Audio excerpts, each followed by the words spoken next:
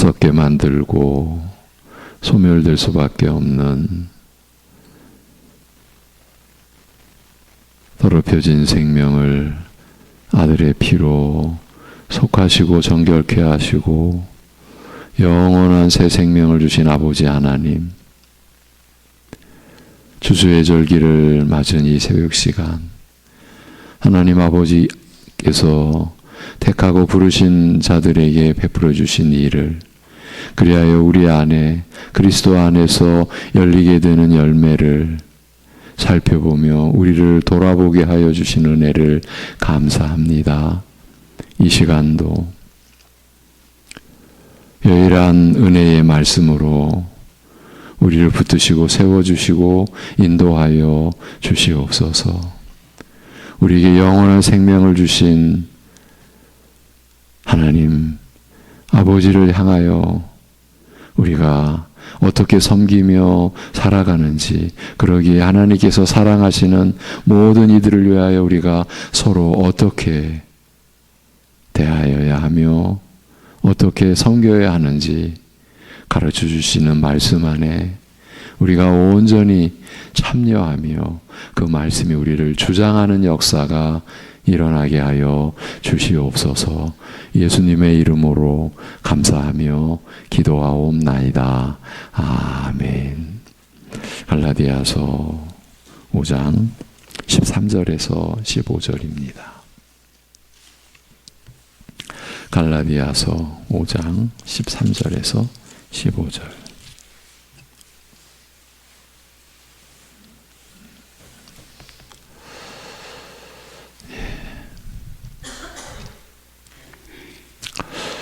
갈라디아서 5장 13절에서 15절. 형제들아, 너희가 자유를 위하여 부르심을 입었으나 그러나 그 자유로 육체의 기회를 삼지 말고 오직 사랑으로 서로 종노릇하라. 온 율법은 내 이웃 사랑하기를 내 자신같이 하라 하신 한 말씀에서 이루어졌나니 만일 서로 물고 먹으면 피차 멸망할까 조심하라. 아멘. 같이 다시 한번 읽겠습니다. 다 같이. 형제들아, 너희가 자유를 위하여 부르심을 입었으나 그러나 그 자유로 육체의 기회를 삼지 말고 오직 사랑으로 서로 종 노릇하라. 온 율법은 내 이웃 사랑하기를 내 자신같이 하라 하신 한 말씀에서 이루어졌나니 만일 서로 물고 먹으면 피차 멸망할까 조심하라. 아멘. 오늘은 이 점을 생각해 보는 것으로 시작하겠습니다. 기쁨의 사람이, 그 자유한 사람이, 그 부요한 사람이, 그 승리한 사람이 종노릇하며 살아간다.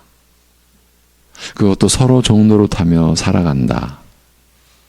어떻게 생각하십니까? 질문을 달리 해보면 그런 곳이 어디 있습니까? 그것은 이 땅, 이 세상에서 볼 수 없는 모습입니다. 이 땅에서지만 하나님의 나라로 세워지는 곳에서 일어날 수 있는 그야말로 새로운 형태의 삶입니다. 바로 이런 삶을 하나님으로부터 택함을 입고 부르심을 받은 믿는 자 된 여러분이 살아가시는 것입니다. 어제 네 번째 시간은 악을 악으로 갚지 않는 승리의 열매가 그리스도 안에서 살아가는 신자된 우리가 맺어가고 있는 바로 그 열매라는 점을 확인해 드렸습니다. 그런데 악을 악으로 갚지 않는 승리의 열매는 결국에는 서로 종노릇하는 사랑의 열매를 위한 것이기도 하고, 또한 승리의 열매 그 자체가 서로 종노릇하는 사랑의 열매이기도 하다. 이렇게 볼 수도 있습니다. 선으로 악을 이기지 않고서는, 그래서 악을 악으로 갚지 않는 승리가 없이는 그 누구도 서로 종노릇하는 사랑의 삶을 살아갈 수가 없지 않겠습니까? 자신이 아무리 사랑의 열매를 맺는 삶을 원한다고 해도 선으로 악을 이기지 않고서는 그런 삶을 살아낼 수는 없는 법입니다. 이제 이렇게만 보아도 첫날부터 이어진 기쁨과 자유와 부요와 승리와 사랑의 열매가 마치 한 몸 안에 있는 지체들 같이 연결되어 있다는 것을 알 수 있습니다. 이렇게 본다면 죄사함을 받은 은혜 안에서 빼앗길 수도 변할 수도 없는 그 죄 용서받은 기쁨을 지니고 산다는 것이 이것이 얼마나 귀하고 얼마나 중요한지 이 점이 더 분명해집니다. 그리스도 안에서 열리는 신자의 열매들이 바로 이 은혜와 기쁨의 토대 위에서 결실을 맺어간다고 볼 수 있기 때문입니다. 그리고 그리스도 안에서 죄와 사망과 사단의 권세로부터 자유함을 받은 우리가 자기를 부인하고 날마다 제 십자가를 짐으로써 자신으로부터도 자유함을 받으면서 산다는 것이, 그러니까 자기 목숨을 자기가 위한다고 하면서 살지 않게 된다는 것이 또한 우리로 하여금 얼마나 부요한 사람이 되게 하는지 모릅니다. 왜냐하면 하나님의 사랑과 은혜로 충만해진 심령의 상태로 사는 것이니 자신의 외적인 형편과 처지에 상관없이 언제나 거저 받은 대로 거저 베푸는 부요의 삶을 살게 되기 때문입니다. 그렇게 살 수 있기 때문입니다. 자신에게 집착하지 않을 때에 하나님을 향하여 마음의 문이 열리는 것과 함께 자신 외의 사람들에게도 그 문이 열리기 때문입니다. 바울이 고린도 교회에 보낸 편지에서 참으로 너무나 역설적이고 너무나 위대한 그러한 선언, 그러한 고백을 합니다. 우리는 속이는 자 같으나 참되고 무명한 자 같으나 유명한 자요, 죽은 자 같으나 보라.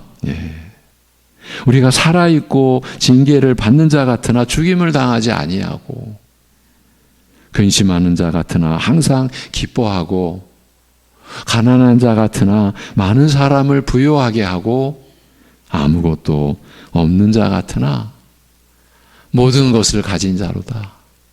여러분, 어떻게 사람이 이렇게 세상을 향하여 소리낼 수 있겠습니까?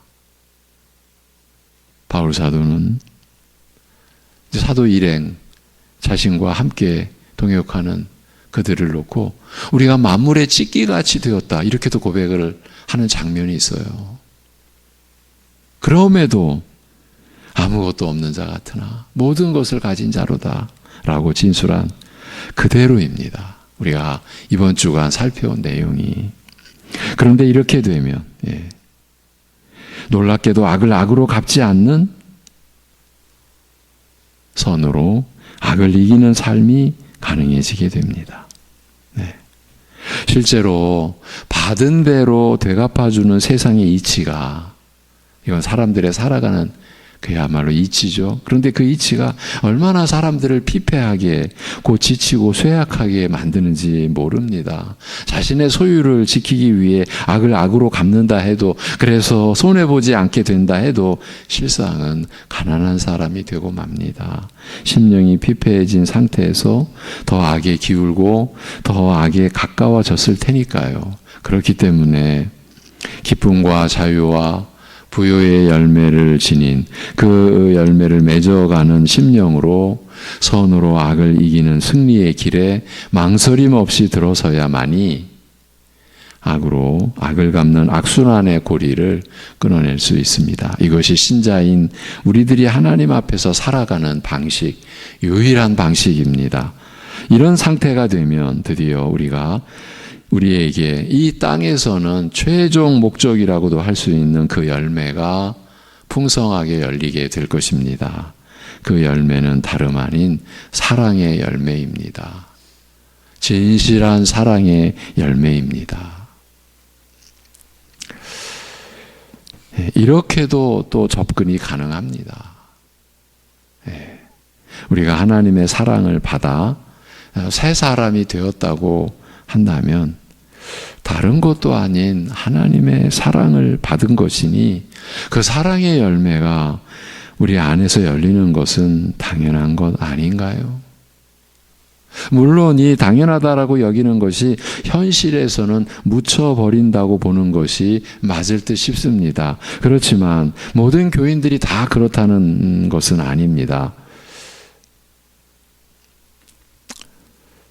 이렇게 말씀드리는 것이 참 제 스스로도 어렵지만 간단치 않지만 그러나 모든 교인들이 다 그렇다는 것은 아니지만 그렇다고 해서 대다수의 교인들이라고 보기는 어렵습니다. 적은 수이겠지만 분명히 열매를 맺는 신자들이 어느 시대나 어느 곳에나 있어 왔습니다. 우리 안에서도 그렇습니다. 드리려는 말씀은 지금부터입니다. 그런데 주님의 말씀이 우리의 현실에서 이루어지고 우리가 그 말씀에 순종하는 것은 구체적인 내용과 모습을 갖추게 되어 있습니다. 여러분, 우리 믿음의 선조들이 사람이 사는 목적이 뭐냐, 존재하는 목적이 뭐냐, 하나님을 영화롭게 하고 하나님을 영원토록 즐거워하는 것이다라고 그렇게 고백을 하고 나서 바로 이어서 그렇게 하나님을 영화롭게 하고 하나님을 즐거워하는 그 길이, 그 방식이 정해져 있는 것이 우리에게 주어져 있다. 그것이 하나님의 말씀입니다. 우리가 하나님을 영화롭게 하는 것도, 하나님을 기쁘시게 하는 것도, 하나님을 우리가 영원토록 즐거워하는 것도 우리가 뜻한 대로 되어지는 일이 아니라는 것이죠. 여기서도 우리가 그 말씀에 순종하고 그 말씀이 우리의 현실에서 이루어지고 열매를 맺어가는 것, 그것은 구체적인 내용과 모습을 갖추게 되어 있습니다. 무슨 말을 하려는 것이냐 하면 믿는 자들이 사랑의 열매를 맺는 것에도 그 방식이 있다는 말입니다. 물론 이 또한 주님께서 세우신 것인데 성령 안에서 말씀으로 우리에게 주어진 것인데 이렇게 사랑의 열매를 맺는 그 구체적인 그리고 현실적인 방식과 내용이 있다는 말입니다. 그러면 그리스도 안에서 살아가는 신자들에게 그 사랑의 열매는 어떤 방식과 과정을 거쳐 열리게 되는 것일까요? 이 사랑의 열매는 독특한 아주 특별한 방식으로 맺어지게 됩니다. 왜 독특하면서도 아주 특별한 방식이라고 규정 지을 수 있느냐 하면 그것은 다른 것이 아닌 오직 서로 종로로 타는 것으로 이루어지기 때문입니다. 앞에서도 언급했는데 그래서 이런 삶이 나타나고 열매를 맺어가는 곳은 이 세상에서가 아니라 바로 하나님 나라로 세워져가는 교회 안에서입니다. 이 땅과 이 세상에서 볼 수 있는 삶의 형태가 아닙니다. 사람 중심으로 세워지는 곳에서는 전혀 기대할 수 없는 형태의 방식이고 과정입니다. 자신이 자신의 모든 것을 책임진다고 하는데 물론 실제로는 아무것도 못하지만 여하튼 자신이 모든 것을 주관해야 하는데 결국은 자신이 주인 노릇해야 되는데 어찌 종 노릇을 할 수 있겠습니까? 방금 자신의 모든 것을 책임진다고 하지만 실제는 아무것도 못한다라고 한 것은 사람들 앞에서의 평가가 아니라 하나님 앞에서의 판단입니다. 하나님 앞에서 죄인된 사람이 스스로 책임질 일은 있을 수 없기 때문입니다. 행할 수가 없습니다. 방금 앞에서 이 사랑의 열매는 독특한 아주 특별한 방식으로 맺어지게 되는데 그것은 다른 것이 아닌 오직 서로 종노릇하는 것으로 이루어진다고 했습니다. 이제부터는 바로 이 내용을 진술해 놓은 본문을 살펴가겠습니다. 들어보시면 아시겠지만 본문의 내용은 2주간 나눈 말씀 전체와도 연관이 됩니다. 그러기에 더 유익하리라고 봅니다. 무엇보다 서로 종노릇하는 삶이 이루어질 수 있는 근거 내지 토대가 되는 내용이라는 점에서 더 주의를 기울여 주시기 바랍니다. 이렇게도 볼 수 있습니다. 우리가 지금까지 나눈 그 주님의 은혜와 그 사랑 안에서 본다면 우리에게는 서로 종노릇하는 삶이 이루어지게 되어 있다. 이렇게까지 말씀드릴 수 있습니다. 이루어질 수밖에 없다. 우리의 그리스도 안에서의 삶이, 그것도 열매가 열리는 그 삶이 이렇게 최종 목적지를 향하게 되어 있다. 그 이유를, 왜 그렇게 되는가, 그 이유를 설명하는 그 문단 안에 한 구절 13절에서 15절을 우리가 보는 거예요. 이렇게 될 수밖에 없다. 이렇게까지 말씀을 드리고 싶습니다. 이제 보겠습니다. 우리말 성경을 보면 본문이 새로 시작하는 문단처럼 보이나 이 13절이 실은 왜냐하면이라는 접속사로 시작하는 부분입니다. 그래서 13절은 왜냐하면 형제들아 너희가 자유를 위하여 부르심을 입었기 때문이다 라고 볼 수 있습니다. 14절도 왜냐하면으로 이어져 있어요. 이 말은 앞에서 말한 내용의 이유나 근거를 제시해 주는 것임을 알 수 있습니다. 바로 앞 문단에서 사도는 거짓 선생들에 대해서 말했습니다. 성도들의 앞길에 장애물을 놓아두는 자들이요. 여러분, 거짓 선생들이라는 것은 거짓 교사, 거짓 선지자, 거짓 목자라는 것은 신자들의 하나님을 향하여 나아가는 앞길에 장애물을 놓아두는 자들이에요. 그래서 그 장애물에 허덕허덕거리도록, 그것도 평생을 어쩌면,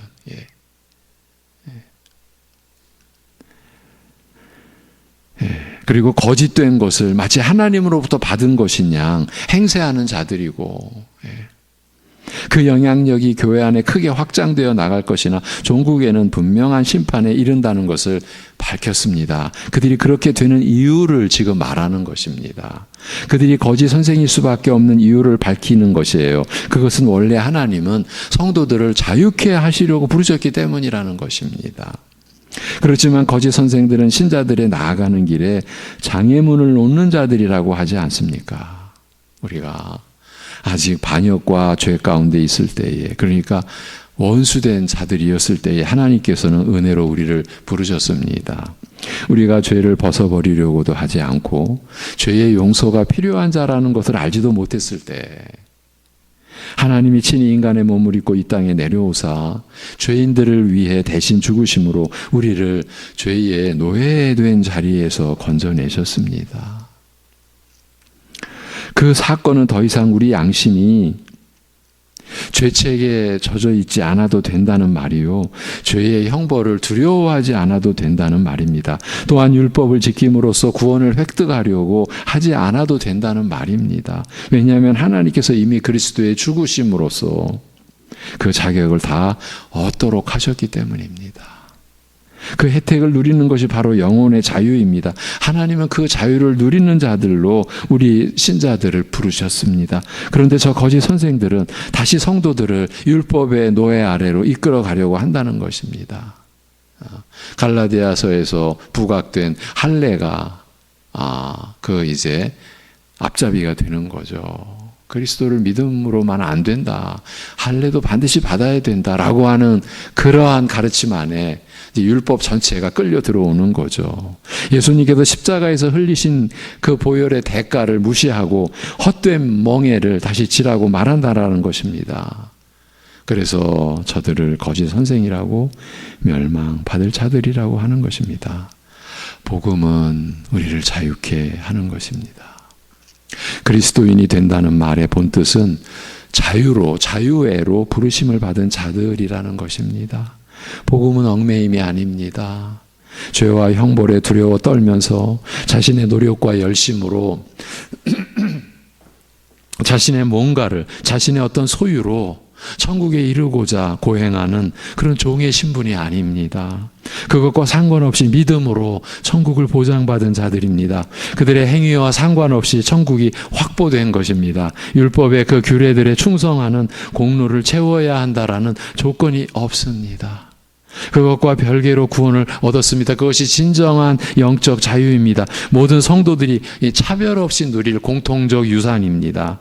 이와 같은 말로 거짓 선생들의 최후의 심판의 타당성을 언급한 다음 바울 사도는 이어서 이제 그리스도인의, 우리 신자의 자유의 성격을 이야기하고 있습니다.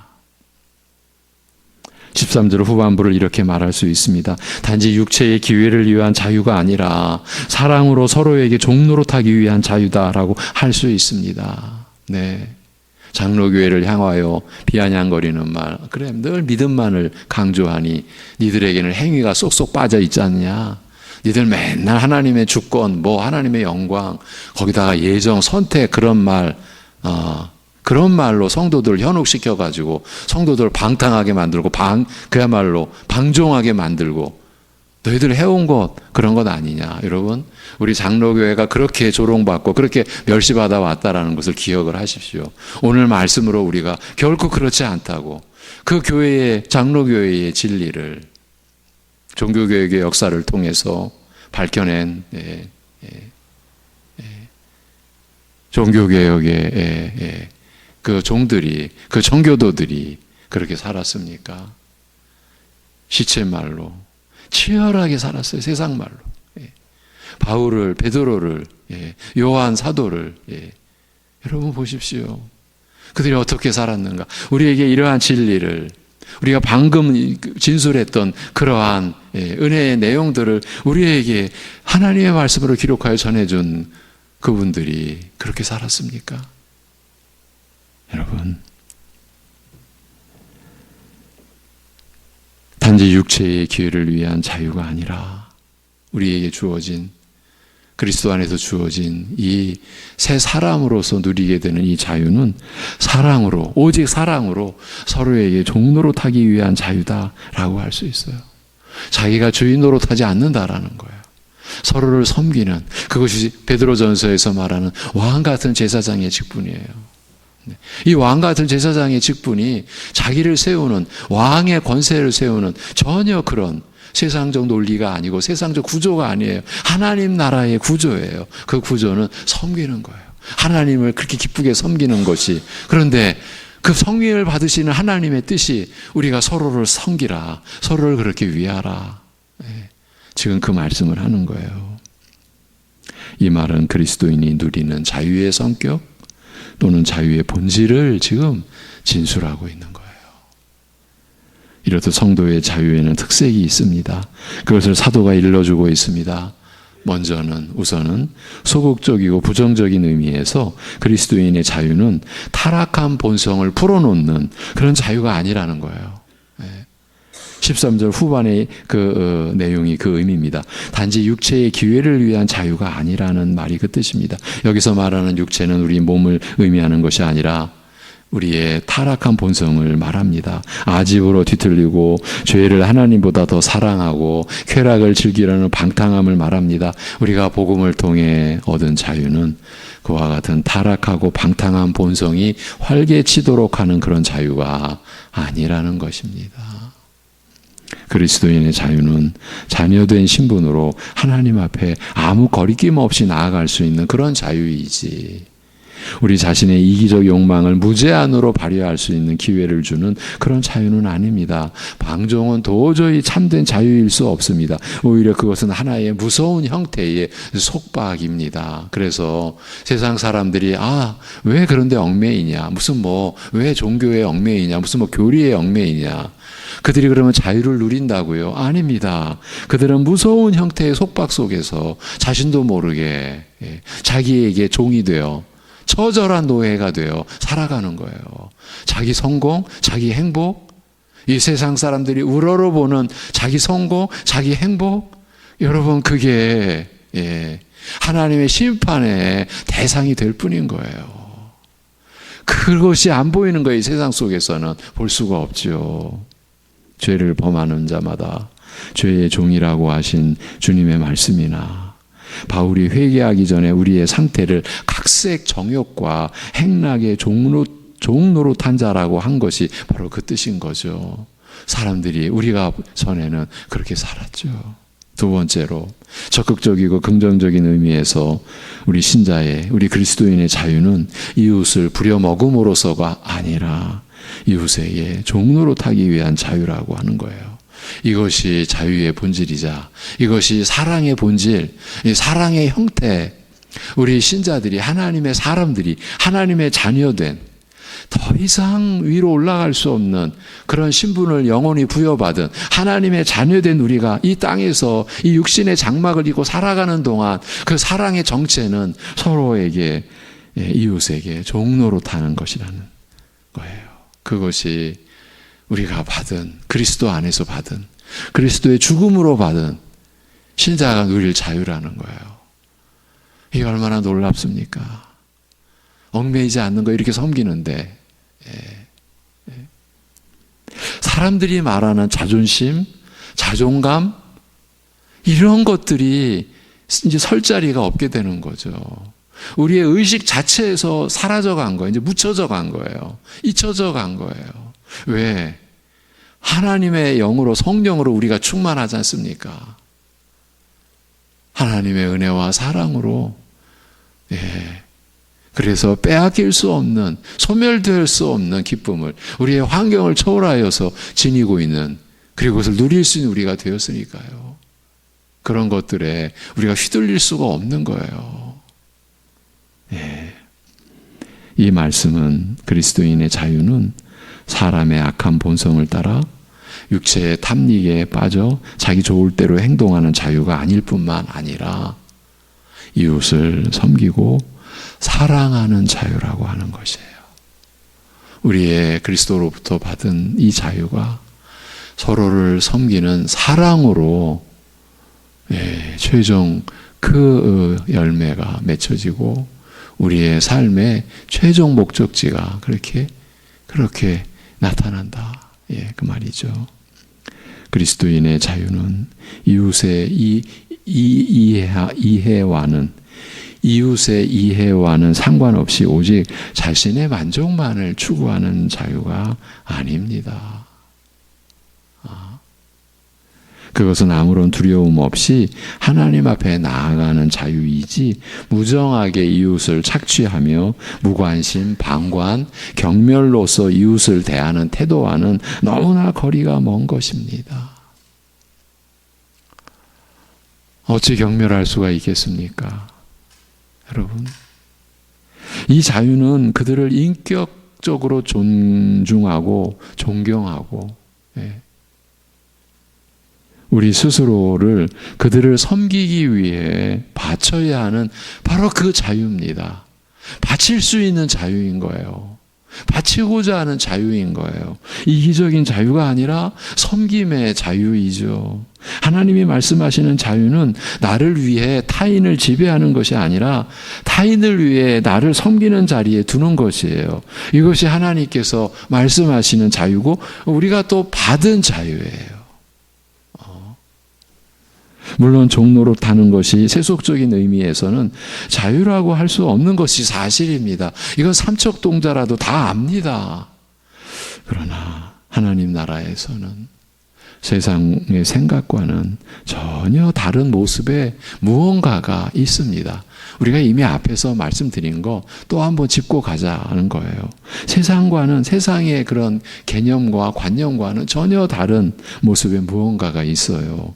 우선 우리 신자들에게, 성도들에게, 아니 사람에게는 절대적인 자유는 없습니다. 죄에서도 벗어나고 하나님에게서도 벗어나는 그런 자유는 없습니다. 어디든지 하나에는 얽매이게 되어 있습니다. 여러분, 우리가 피조물이잖아요. 이건 절대적인 신분이에요. 하나님의 지음받았어요. 그래서 우리에게 절대적인 자유는 없어요. 절대적인 자유는 하나님만 소유하고 계십니다. 그러나 사람이 하나님의 뜻에 얽매이는 것은 참으로 역설적인 무언가가 있어요. 하나님의 뜻에 우리가 얽매이는 것은 참으로 역설적인 무언가가 있다는 말이에요. 하나님의 종으로 사는 것은 참다운 영혼의 안식과 자유를 누리게 하는 얽매임이라는 이 사실이에요. 하나님의 뜻에, 하나님의 말씀에, 하나님의 종으로 우리가 들어간다, 그렇게 산다. 이거는 얽매임이 아니라 진정한 자유, 완전한 자유, 참다운 영혼의 안식과 자유를 누리게 하는 얽매임이라는 거예요. 주님께서 말씀하셨어요. 마태복음 11장 28절에 그 유명한 수고하고 무거운 짐진 자들아 다 내게로 오라. 예. 그 무거운 그 수고로운 짐에 평생 얽매여 사는 자들아 내게로 오라. 내가 너희를 쉬게 하리라. 나는 마음이 온유하고 겸손하니 나의 멍에를 메고 내게 배우라. 아니 수고하고 무거운 짐진 자 오라고 해놓으시고는 내 멍에를 메고 내게 배우라 이렇게 말씀합니다. 그러면 너희 마음이 쉼을 얻으리니 이는 내 멍에는 쉽고 내 짐은 가벼움이라 하시니라. 이 멍에를 맨다는 것은 통치자에게 예속되는 것을 의미합니다. 나의 다스림을 받으라 내게 속하라는 뜻입니다. 배우라는 것도 결국은 내게 속하여 나의 뜻에 그리고 나의 다스림을 받으라는 것입니다. 그리하면 쉼을 얻게 될 것이라는 것입니다. 여기에 복된 우리 신자의 특성이 나타나 있습니다. 그리스도의 다스림을 받으면 안식, 오히려 영원히 쉼을 얻게 된다는 것이에요. 그 이유에 대해 우리를 다스리시는 예수님은 온유하고 겸손하기 때문이라고 말씀하십니다. 스스로 말씀해 주셨습니다. 예수님은 죄 많은 자라 할지라도 징벌을 받아 마땅한 자라 할지라도 엄히 책임을 묻지 않으시고 당신께서 책임을 져 주셨으니까요. 그 저주와 그 진노를 자신이 받아 주셨으니까요. 그렇게 묻지 않으시고 죽이시는 분이 아닌 살리시는 분이십니다. 그분은 온유하고 겸손하십니다.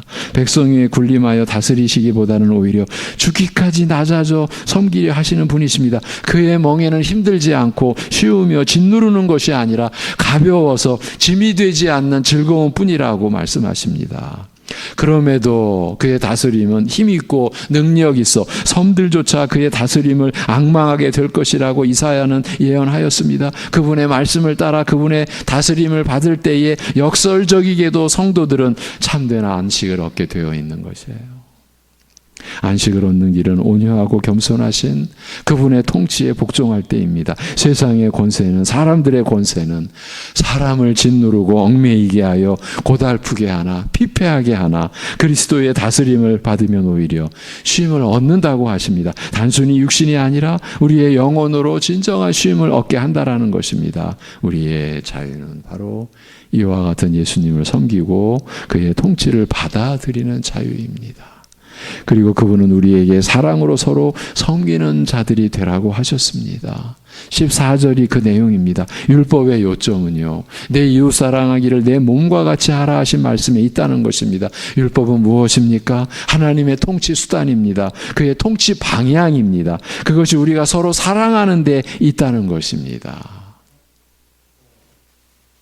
천지를 창조하시고 인간의 죄로 인하여 다 타락하고 부패해진 그곳을 아들의 피로 속량하여서 다시 우리에게 새 삶을 영원한 삶을 주신 그 하나님의 통치 수단과 방향은 우리가 서로 사랑하는 데 있다라는 것이에요. 우리의 자유는 이 사랑하는 것에서 서로가 종노릇하는 데서 나타난다라는 것입니다. 우리가 여러분이 늘 겪는 것입니다. 우리가 이렇게 못 살기 때문에 이렇게 서로 섬기지 못하기 때문에 우리 안에 끊임없이 부딪힘이 있고 불편함이 있고 고단함이 있고 상처가 있고 아픔이 있고 그리고 그것이 점점 고통으로 차오르고 어디서나 그렇지 않습니까? 그런데 우리가 서로 사랑하는 것에서 서로 종노릇하는 것에서 놀랍게도 하나님의 그 다스림을 받음으로 인한 우리가 누릴 자유가 바로 그렇게 우리가 사랑하는데 그렇게 서로 섬기고 종노릇하는 그런 과정에서 그 자유가 우리에게 누려진다는 곧 우리의 자유는 통치자를 하나님으로 섬기는 것으로 나타나고 그것은 그의 계명인 사랑으로 완성되게 되어 있다라는 것이에요. 우리의 자유는 하나님을 나의 통치자로 섬기는 자유이며 그것은 율법을 순종하는 자유입니다. 그것이 우리에게 참 안식을 가져다 주며 여러분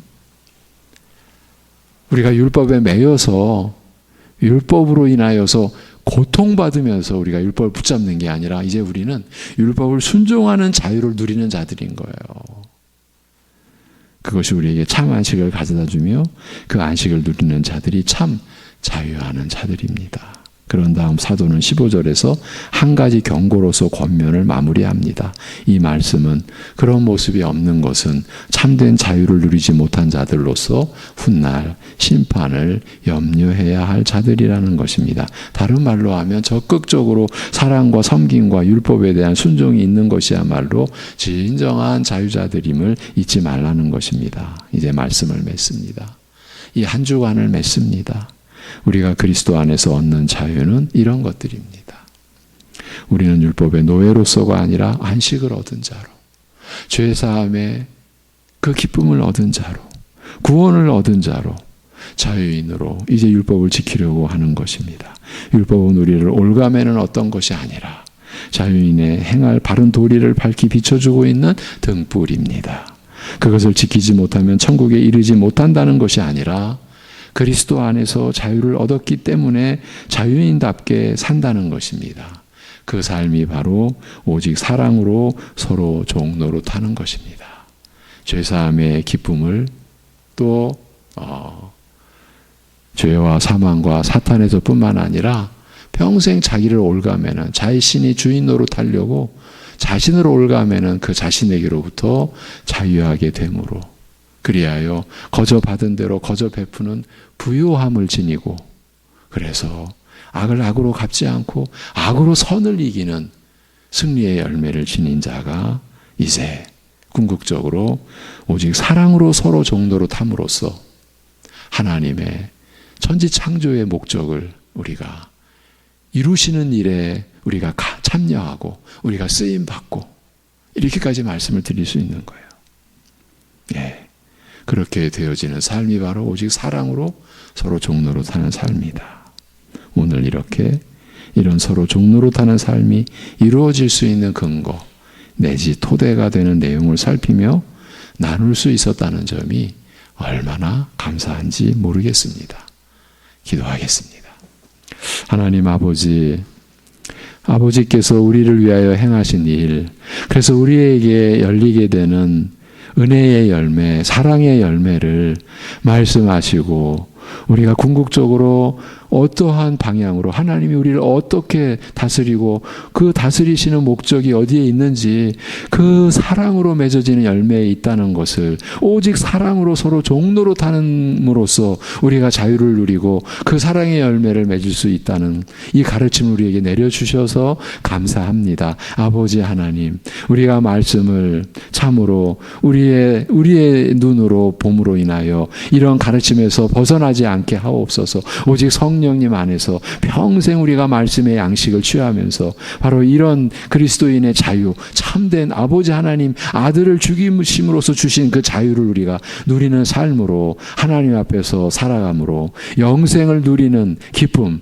영생을 누리는 자유, 영생을 누리는 그 사랑함이 우리 사랑하는 성도들의 가정 안에서 또 살아가는 그곳에서 교회당 안에서 이루어지는 열매를 맺음으로 인하여 하나님께 기쁨과 영광을 돌리고 우리 자신에게도 충만한 기쁨으로 살아갈 수 있게 하여 주옵소서. 많은 시험이 몰려오고 환경에 회방이 오고 사단의 교사와 관계가 있고 이 세상이 우리를 무너뜨리고 이 자유에서 우리의 영혼을 빼앗아가려 할지라도 하나님이 우리를 지키시고 우리를 붙들어 주심을 담대하게 믿고서 이 삶을 이루어낼 수 있게 하여 주시옵소서. 우리 연로하신 우리 어르신들의 영혼이 주님 안에서 주님의 은혜 안에서 더 매이지 않고 자유함을 누리며 그래서 하나님을 사랑하는 기쁨이 교회와 자손들을 위하여 기도하는 자유함이 참 기쁨이 되게 하여 주옵소서. 우리 사랑하는 자녀들이 이러한 삶을 누릴 수 있는 우리가 이렇게 가르치고 그 본을 보이고 우리보다 더 훌륭한 믿음과 큰 자유를 누림으로 이 세상에 참으로 빛이 되고 소금으로 우리 자녀들이 성장해 갈 수 있게 하여 주시옵소서. 오늘도 환난과 아픔과 고통과 슬픔 속에 있는 우리 지체들, 가족과 이웃들, 또 위기 속에 어려움 속에 있는 그 지체들을 주님께서 붙들어 주실 줄로 믿습니다. 영원한 언약의 그 장중에 품어주시고 그 눈동자같이 살펴주시는 관심과 사랑으로 오늘도 함께하여 주실 줄로 믿고 그 은혜를 믿음으로 받아서 그 사랑을 믿음 안에서 받아서 그 역경 속에서도 산 소망의 그 믿음을 고백하는 하루 되게 하여 주시옵소서. 예수님의 이름으로 기도하옵나이다. 아멘.